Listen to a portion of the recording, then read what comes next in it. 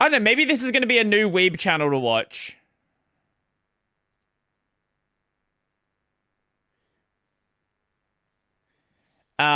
Wait. Oh, we watched the video on voice acting on English dubs.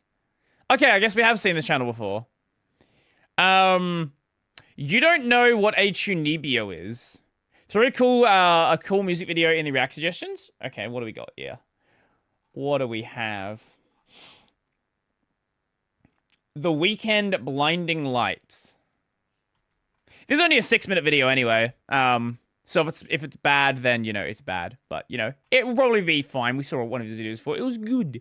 Anyway, you don't actually know what a Chunibyo is. How's it going, everyone? This is Gary. I'm back despite popular demand. Recently, I released a video about a character named Nonali from NTE. I called her a Chunibyo. And after going through the comments, I realized a lot of people have no idea what a Chunibyo character really is. I feel like a lot... Do you want to know what's fucking sad?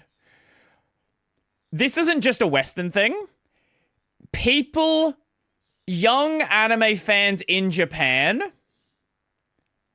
don't know who Haruhi is. That made me feel so fucking old. Like, I get Western fans not knowing who Haruhi is, but young Japanese fans also don't know who Haruhi is. This was like cultural center of like the early 2010s. It not important at all. Not at all important. But there are definitely a lot of fans now who don't know what words mean. Some went as far as to compare Chunibyo to autism. So today we're going to be discussing what a Chunibyo really is, and some of these topics might surprise you. By the way, I do realize that NTE is a Chinese game and I'm going to be referencing Japanese anime, but the game's clearly inspired by Japan. Anime adjacent, so whatever. Anyway, let's start by understanding the origins of the word. Chunibyo is a Japanese word. It literally means middle school, second year illness. It refers to that awkward time in your school years when all the kids are going through puberty, and some kids are maturing faster than others, both physically and mentally. So while some kids are now thinking about college or part-time jobs, others are still playing make-believe and superhero, but now with inflated egos due to the pressures of growing up. These particularly immature kids are referred Man! Oh, okay, I wasn't expecting to see this today. Man, fucking Eno Battle was so good.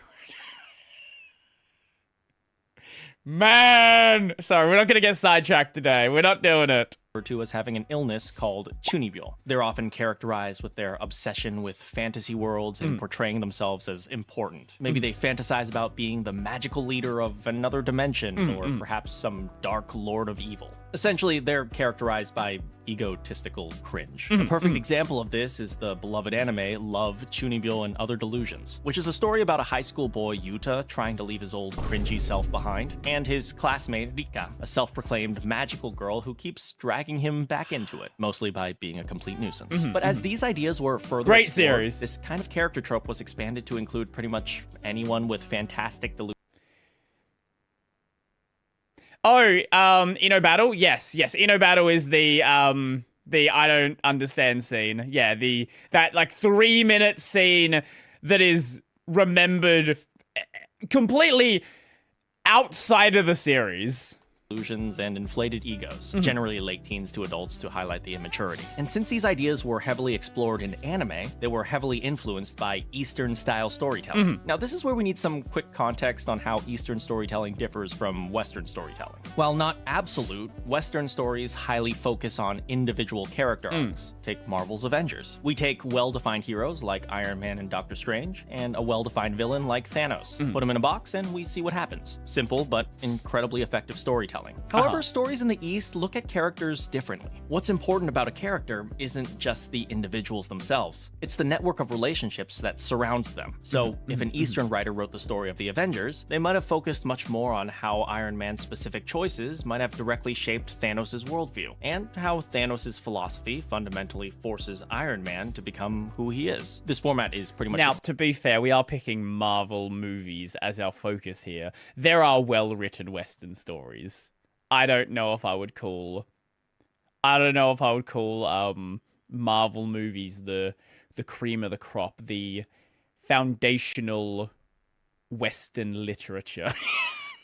core structure of My Hero Academia. And so, one of the main ideas explored was a Chunibyo's relationship with the world around them, which in turn caused many Japanese writers to view these characters less as immature people living in a fantasy world, and more as people running away from reality. Here's where things get really intense, because the final idea that had to be explored was what causes people to run from reality. A classic example of this idea is the character Haku from Naruto. While Haku isn't a Chunibyo in the strictest sense, one characteristic he exemplifies is the desire to escape reality. In Naruto, Haku is this master assassin capable of killing anyone in an instant. But interestingly, the first time Naruto truly meets Haku, he's cross-dressing as a pretty girl picking flowers. When Naruto first came to the West, a lot of Western audiences were really confused by this scene. And to this day, some modern Western audiences still call him transgender or non-binary. But that's not the idea being represented here. There are a few hints at his motivations. He deliberately removes the clothing that he associates with his assassin side. And you can't get much further from a murderer than an innocent girl picking flowers. Further, while he's dressed as a girl, he's out specifically picking medicinal herbs, things associated with healing and saving lives. And finally, even though Naruto is on his kill list, while Haku is dressed as a girl, he chooses not to kill Naruto.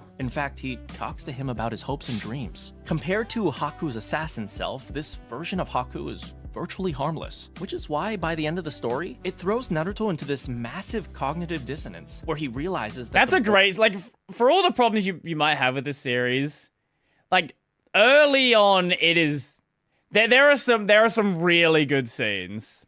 Boy trying to murder him is the innocent girl he met at the park. Because to Naruto, warriors and ninja and killing and fighting are like the coolest things ever. So he can't figure out why someone so good at it would willingly choose to run away from that. And it's only after Haku's death when we truly realize that the reason Haku dressed as a girl is because he wants the fighting to stop.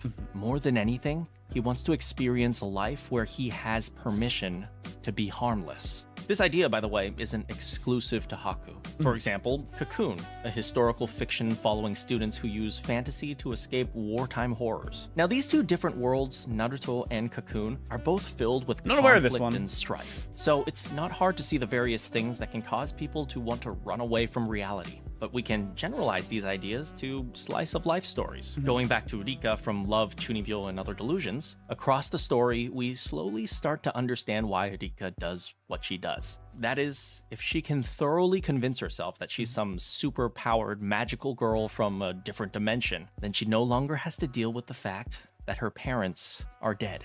And this is what the concept of a Chunibyo has truly evolved into. They're characterized not just by their immature make-believe attitudes, but also by the very pain and suffering of the world around them that caused them to abandon reality in the first place. So if we return to Nanali from NTE, she's not autistic. And while Well, Megumin's another similar example, right? Like, when you meet Megumin early on in the series, she is very much just, you know, a sort of like one-dimensional character of, I'm going to use explosion constantly. That is obviously like her main character arc. And like her like it keeps going, and that's still like a main focus. But when you get to the arc of going back to her village, you start to realize like why she's like that. Explosion! Now, to be fair with Megumin, it also doesn't help that everyone else in her village is also like that.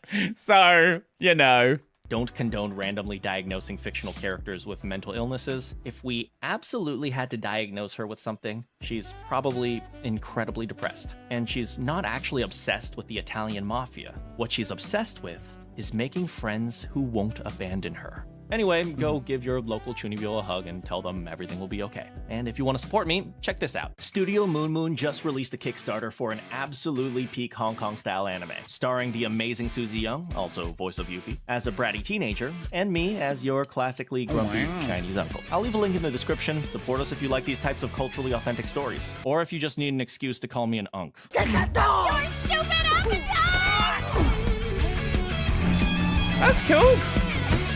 That's cool. The problem with Megumin is she actually has his powers to feed her delusion compared to ordinary School Chuuni. That's true, but you do get a lot of these like battle high school series that are like this, right? So I think it's where we're going to end for today.